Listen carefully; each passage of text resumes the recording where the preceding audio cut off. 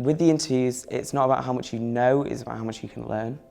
What they want to do is a mock tutorial. They want to see how teachable you are and how you learn in this sort of environment, because it's a very different environment to other universities. I think out loud. I think that's one of the things I read online and that really helped me. When interviewers ask you questions, they just want to hear your thought process more than anything. It's not about having a right answer, because more often than not, there probably isn't. It's about your thought process and the way you go through things.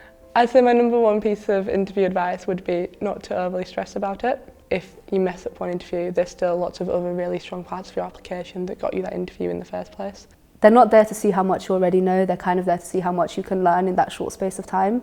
So if you ask them a question about what they've asked you, they're not going to condemn you for that. Interviews can go wrong, and that's perfectly fine. I remember my first interview walking out and feeling like I'm never going to get in, it was a disaster. But at the end of the day, they do give you second chances. They do know that not everyone's going to perform excellently in every single interview. If they come at you with the question from how, I think, first of all, just ask them, what does that mean? Can you elaborate more on the question? They're going to understand that you're not going to know everything. If you get stuck and you get completely lost, just tell the tutor. Just say, look, I'm really sorry, I've never seen this before, could you just give me a bit of context, what does this word mean? They were quite open to that. They were like, okay, yeah, so this is what this means, now use that and work through it using what you know. You're basically talking to people who are experts in their field.